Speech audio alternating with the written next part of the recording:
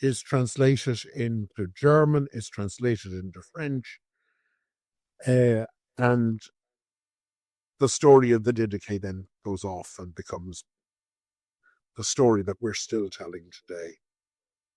What is the initial reception? The initial reception is the complete spectrum. On one hand, suddenly people are saying, we now have a text that is earlier than the New Testament.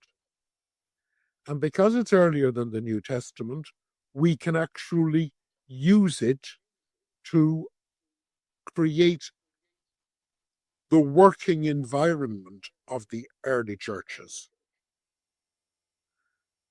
That, for instance, is the approach taken in many university studies. Many groups find this whole thing terrifying. And it seems to undermine, for some groups, the authority of the scriptures.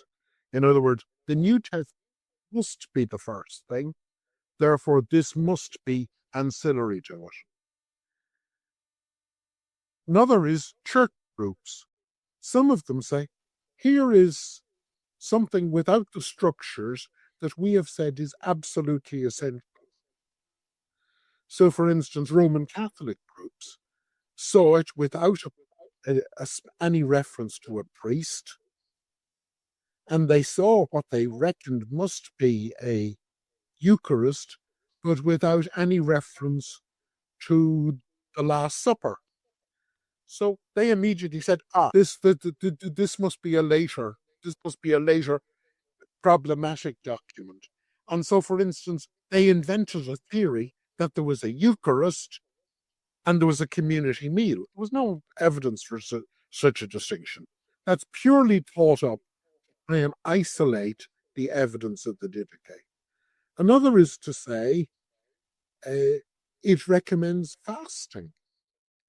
But it had been part of the myth of the early churches, some of the Protestant churches, that fasting was a work, and Jesus was grace, not works.